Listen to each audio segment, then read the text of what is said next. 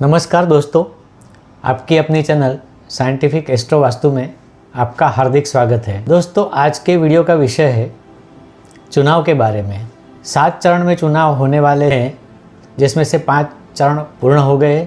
अब छठा और 7वां चरण बाकी है वोटिंग के लिए। तो आप कहेंगे पहले तो आप वीडियो रख चुके हैं इसके बारे में, हो सके तो वो भी देख लेना। लेकिन फिर आखिरी 2 चरण के लिए वीडियो क्यों बना रहे हैं?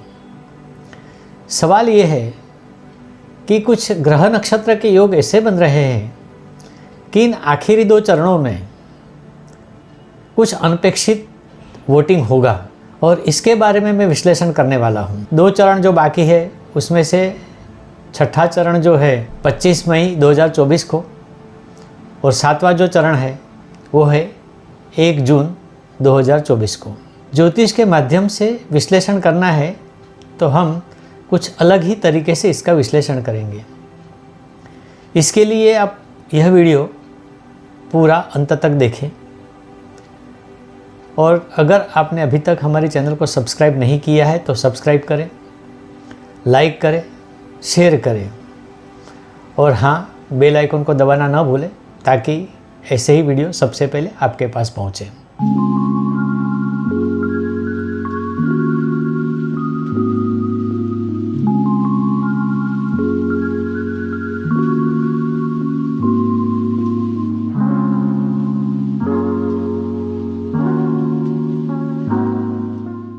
तो सबसे पहले जान लेते हैं कि 25 तारीख को जो छठा चरण होने वाला है और 1 तारीख को 7वां चरण होने वाला है, उसमें ग्रह क्या कहते हैं। दोस्तों, भारत की कुंडली वृषभ लग्न की है, और उस कुंडली में अगर मैं इन समय के गोचर के ग्रह रखता हूँ तो आपके स्क्रीन पर एक कुंडली दिखाई देगी। सबसे पहले ध्यान दीजिए, लग्न स्थान जो कि सबसे महत्व का स्थान है कुंडली में, उसमें 3 ग्रह स्थित है, सूर्य, गुरु और शुक्र। सूर्य जो है राजा है, यानी ये राजकीय विषय है, राज्य के बारे में है, देश के बारे में है। दूसरा ग्रह है गुरु, जिसे हम देवगुरु कहते हैं, और उनका कार्य है सात्विक लोगों को सलाह मशवरा देना। तीसरा जो ग्रह है शुक्र, उसे हम असुर गुरु भी कह सकते हैं, और उसका कार्य है तामसिक लोगों को सलाह मशवरा देना। यानी तामसिक और सात्विक दोनों लोगों को सलाह मशवरा देने वाले ग्रह एक साथ में सूर्य के साथ बैठे हैं। और इनके बारे में ज़्यादा जानने से पहले इनका नक्षत्र भी जान लेते हैं। तो सबसे पहले जान लेते हैं सूर्य, गुरु और शुक्र के नक्षत्र। 25 तारीख को जो है सूर्य रोहिणी नक्षत्र का है, और गुरु और शुक्र दोनों कृत्तिका नक्षत्र के हैं। 1 तारीख को जो 7वां चरण है उसमें सूर्य रोहिणी नक्षत्र का है, गुरु कृत्तिका नक्षत्र का है, और यहाँ शुक्र का नक्षत्र बदल जाता है और वह रोहिणी नक्षत्र का हो जाता है। सबसे पहले हम नक्षत्रों के बारे में थोड़ा सा जानते हैं। कृत्तिका नक्षत्र का अर्थ है कुछ कृति करना, या कुछ निर्माण करना, कुछ ऐसा करना जो अनन्य हो, ध्यानाकर्षक हो, बदलाव हो। अब जो दूसरा नक्षत्र है रोहिणी, उसके बारे में भी जान लेते हैं। रोहिणी का मतलब है रोहण, यानी कि आरोहण, यानी कि पर्वतारोहण। इस नक्षत्र में जातक नीचे से लेके ऊपर की तरफ आरोहण करता है, यानी नीचे से लेके उच्चतम शिखर बिंदु तरफ प्रयाण करता है, और वहाँ जाके वह स्थिर होता है। रोहिणी नक्षत्र की एक और बात भी है कि यह नक्षत्र कृष्ण भगवान का था, और सबको याद होगा कि कृष्ण भगवान ने धर्म की रक्षा के कारण पांडवों को जीत दिलाने में सबसे अहम भूमिका की थी। यानी कि कहीं न कहीं रोहिणी नक्षत्र धर्म को ऊपर उच्चतम स्थान पर ले जाने का नक्षत्र है। यानी इन सबको जोड़ के एक निष्कर्ष ये निकलता है कि भारत देश एक उच्चतम शिखर की तरफ प्रयाण कर रहा है और धर्म की ओर भी प्रयाण कर रहा है, जिसमें धर्म का विजय होगा, अधर्म का नाश होगा। यहाँ मैं सीधे सीधे पक्ष की बात ज़रूर करूँगा। शासक पक्ष है जो बीजेपी है, उनका अगला जो कार्यक्रम है वह भारत को उच्चतम शिखर पर ले जाना है। ज़्यादा इसमें कहने की ज़रूरत नहीं है। और विरोध पक्ष जो है उनको सिर्फ एक ही बात आती है कि पर्यावरण बचाना है, बेरोजगारी दूर करना है, वगैरह वगैरह।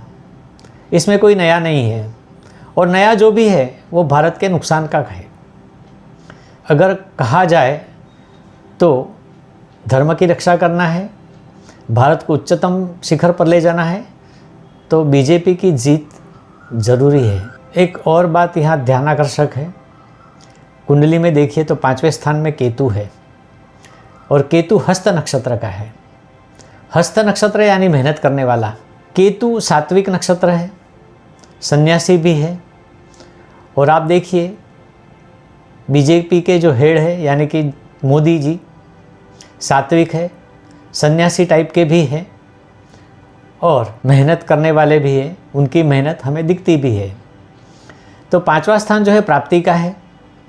प्राप्ति चाहे विद्या की हो, चाहे प्रणय के लिए प्रेमी पात्र की हो, या संतान की हो, वो 5वां स्थान दर्शाता है।